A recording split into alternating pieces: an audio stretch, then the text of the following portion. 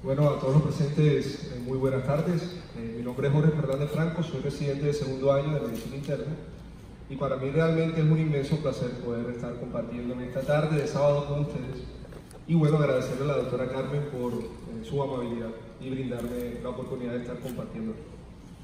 En esta ocasión he traído para ustedes una conferencia que realmente me apasiona muchísimo, que la ha denominado Mecanismos de Resistencia Bacteriana en Gram Negativos, el enemigo íntimo.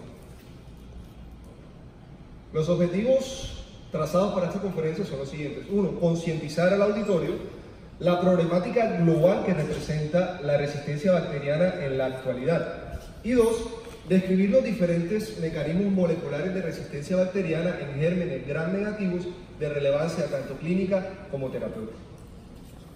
Si bien los antimicrobianos han sido catalogados como uno de los principales hitos de la ciencia moderna, debido a que se han consolidado como ser las principales herramientas para tratar y combatir las infecciones, principalmente las bacterianas, por lo tanto, salvando millones de vidas, el surgimiento y la consolidación, su propagación en el tiempo de la resistencia bacteriana ha disminuido sustancialmente este progreso.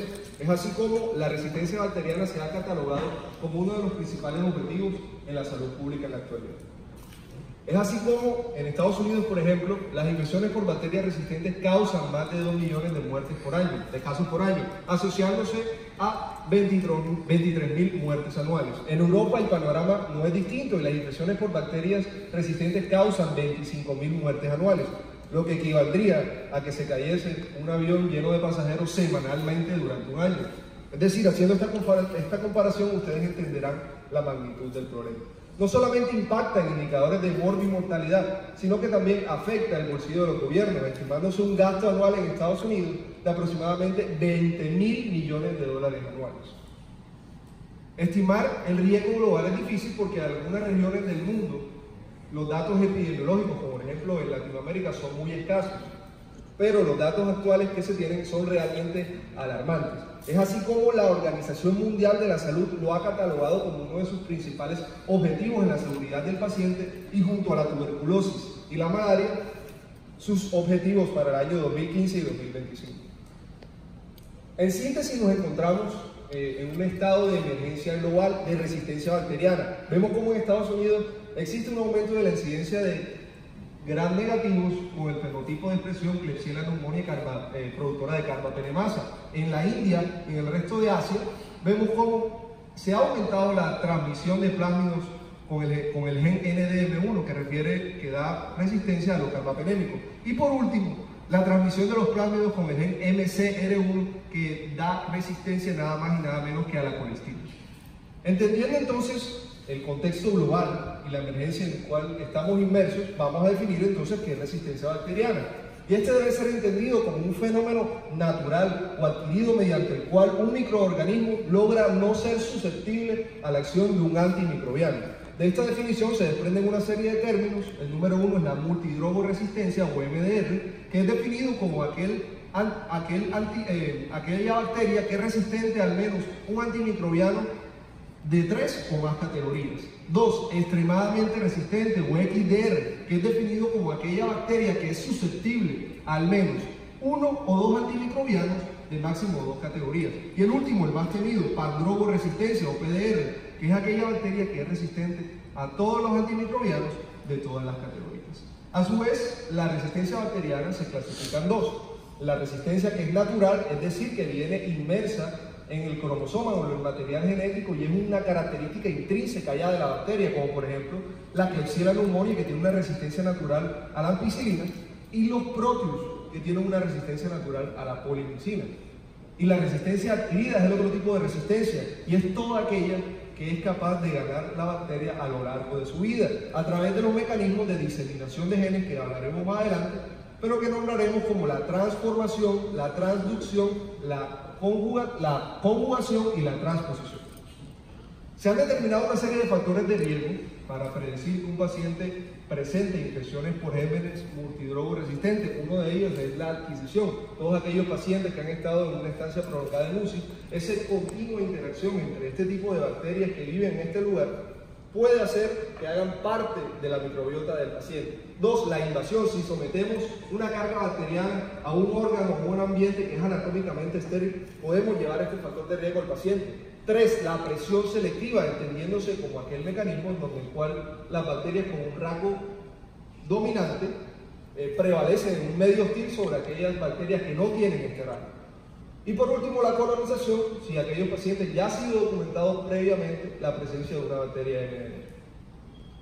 Entonces, la resistencia bacteriana debe ser entendida como un proceso que se rige bajo el principio darwiniano, es decir, la supervivencia del más fuerte. Y esto se da a través de la variabilidad genética que tienen estas bacterias. Lo podemos ver en unos niveles microevolutivos, mutaciones puntuales en la base nitrogenada, unos niveles macroevolutivos en donde ya hay delección, inversión de un material genético más grande, y por último la transmisión lateral de los genes. Y es esta la última herramienta que utilizan las bacterias para hacer más fuertes día a día.